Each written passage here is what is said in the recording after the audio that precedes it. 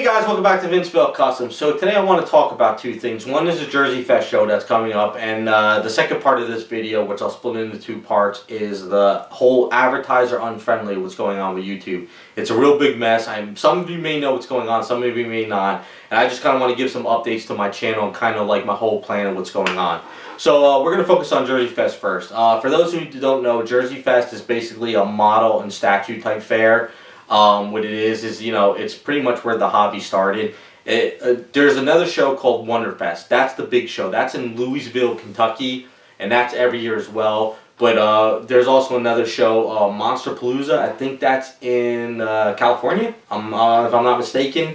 And Jerseyfest show is kind of like the East Coast version. So you have one on the West, something in the center, and now the East Coast. So Jerseyfest show works out great for me because it's only about an hour and a half away from where I live. I could go crash at my parents, see my family, and I could hit the show. Whereas Louisville, you have to take a plane out to get there or drive out, and I can't afford that every year, so I don't go there. But Jerseyfest show is great though. If you're on the tri-state area, or you're on the East Coast, and you're looking to do something for a weekend, and you kind of seen a lot of the stuff I do, and you want to kind of get into the hobby, or maybe you just want to go check out the show, because there's a lot of stuff there at the show that you're never going to find on eBay, you're never going to find on Facebook unless you're in specific groups, you know, and all that type of stuff. So it's also great because Friday there's airbrush class and sculpting classes. So there's like the main airbrush classes where you can take the class and you can get an airbrush. I think they'd still do the compressor thing, I'm not really sure. But you get a hands-on for 8 hours that day, and you get to walk away with your airbrush and stuff, and you could say, hey, I really enjoyed airbrushing today, I want to get involved into it. Or you may say, you know what, I tried it, I don't like it, I don't think I'm ever going to do it, and then you'll never pick up an airbrush again. But it's just an opportunity for people to dive into something new that you'll never find anywhere else. So that's really cool about the airbrushing class. But they also have a sculpting class, and then you can do some sculpting, which is kind of like Sculpty, and you can work in Sculpty or clays, and you can just kind of learn how to work that, and that might be something you're into or maybe something you're not.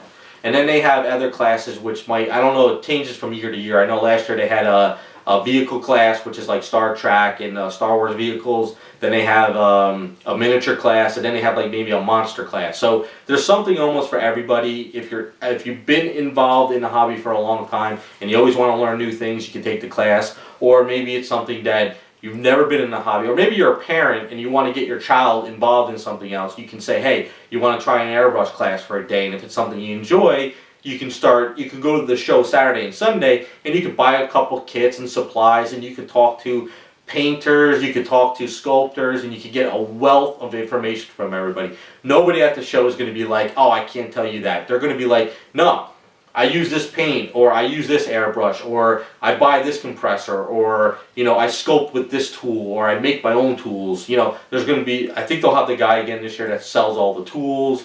You know, it's just a great show, and it's a lot of fun. Like I said, even if you're not going to pick up an airbrush, you might want to go to the show, and you might see somebody that does an original monster kit or superhero figure or whatever, and you'd be like, damn, I love that statue, I want it on my shelf, but I don't paint. So maybe they can introduce you to somebody that paint. Maybe you have a friend that paints, and you're like, hey, I want to buy this kit, I'm going to have my friend paint it, maybe you want to paint it. You know, there's endless possibilities in this great show.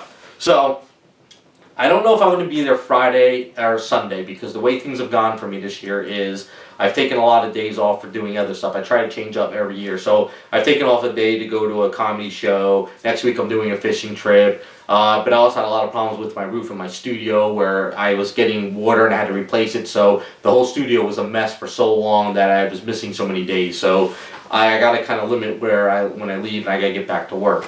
So I'm going to try to film all day Saturday, and I'll probably be talking to people nonstop as well, which is always fun. So I'm going to film the floor for everybody and make a video on this. I'll film the contest, because they have a contest where you can enter female, superhero, vehicle, monster. You get these really nice awards, or you get certificates, and it's a really great show. And you can also talk to people on how they did stuff.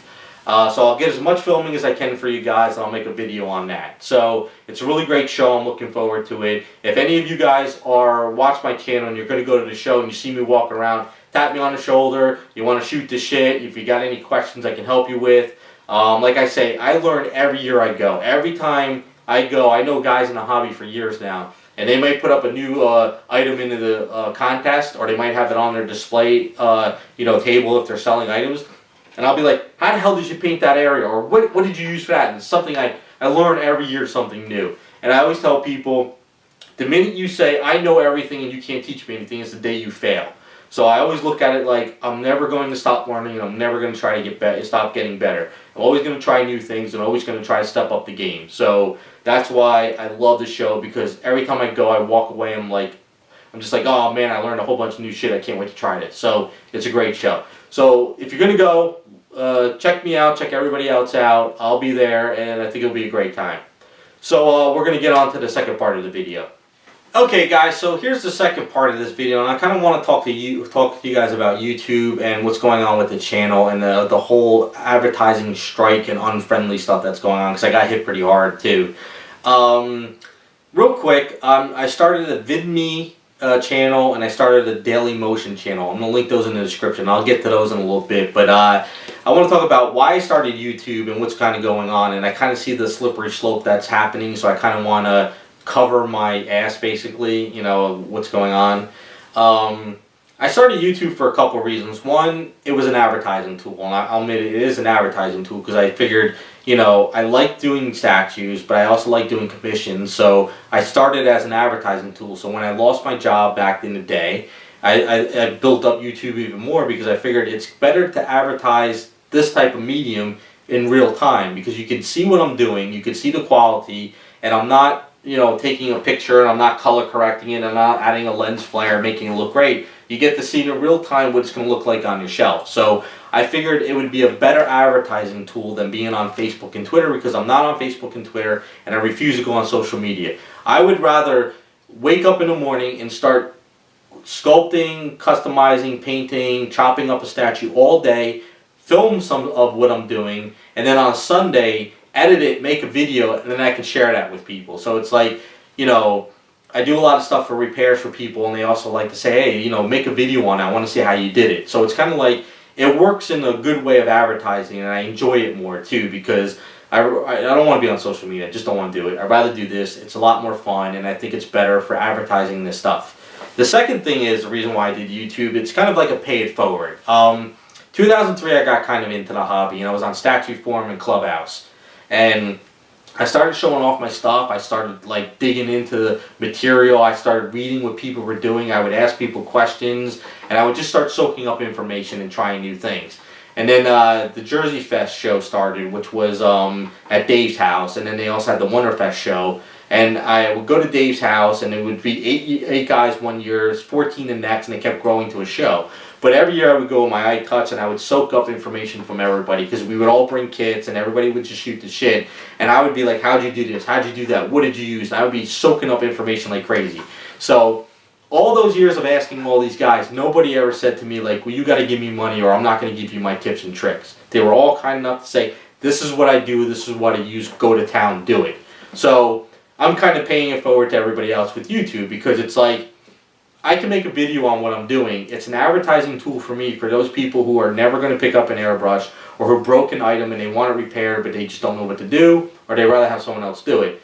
Whereas there's a lot of guys out there who could get into the hobby, or might want to get into the hobby, but they're really not sure what they need or what they can do, and then they're like, oh, well, he used this, he used that, I can do that myself. So it's kind of like, it helps the hobby grow too, because if you're not into sculpting but you're into painting, it may bring that person to come to the Jerseyfest or Wonderfest show and buy an extra kit that normally won't ever be seen if they don't know about Clubhouse website, or they don't know about a Facebook group. So it's kind of like, it helps a lot of the community in a way, and that's kind of what I'm doing. So it's an advertising, and it helps the community, and it works out, and I think it's fun.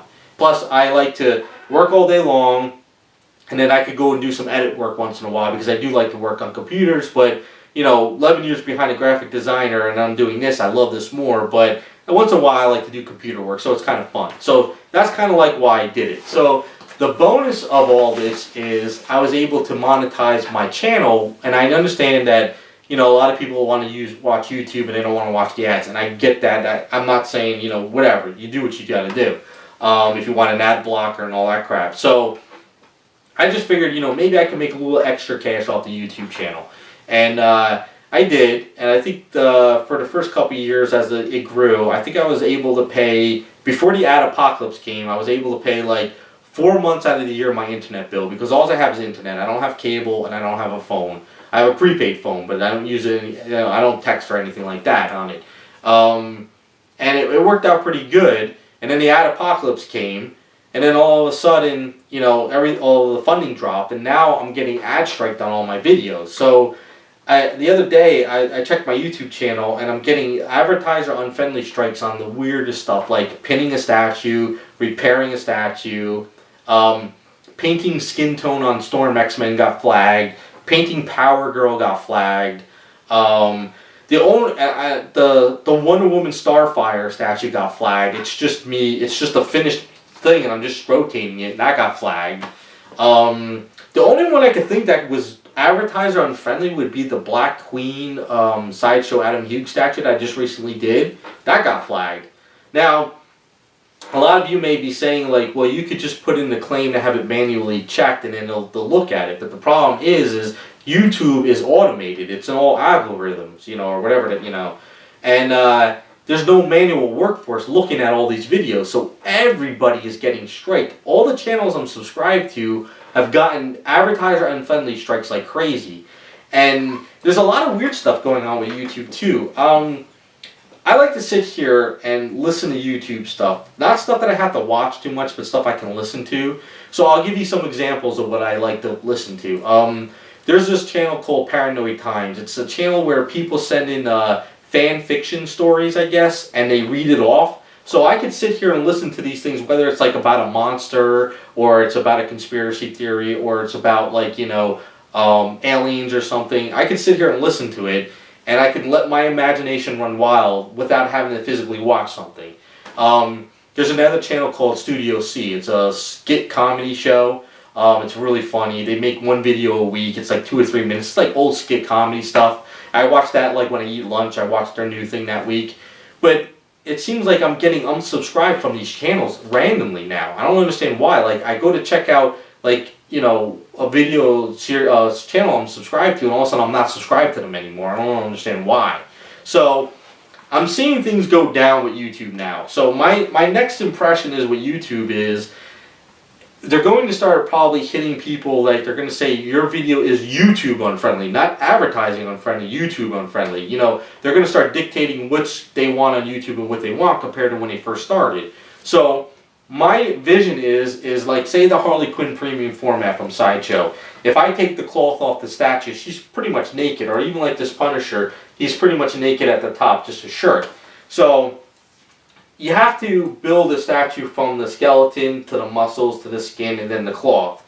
So if you do a couple part series of customizing a statue, and you have the one series where she's pretty much naked before you do anything, are they going to start saying, well, it's a naked statue, that's YouTube unfriendly, your video's off the channel?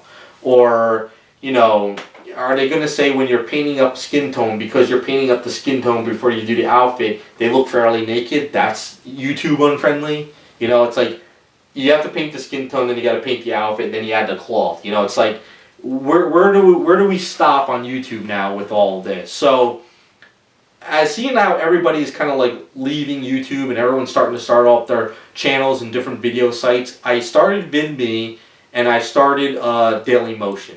I started uploading all my videos to those channels now. So if you know what's going on and you want to get off YouTube, but you're on one of those sites, you can subscribe, and I'm going to put all my videos there as well. It's kind of like preparing for the worst, but even if it doesn't happen, then I'm okay either way. So say YouTube goes the way of MySpace and everybody's on Daily Motion. I'm already established there, and I got all my videos, and I can start focusing on that site only. I don't have to worry about YouTube anymore. If VidMe becomes the main thing, I'll be there and everything's good. So the other thing too, what I'm thinking is, I've done a lot of repair videos and I've done a lot of paint up videos on YouTube. And if I feel that instead of trying to get, because a lot of those older videos are gone, I deleted them from my hard drive. I could re-download them from YouTube and upload them to but I figured, you know what, let me make newer versions of those videos, and I could put them on VidMe and I could put them on Daily Motion. So that's pretty much what I'm doing, what's going on. So it's kind of like covering my ass in a way of like different ways.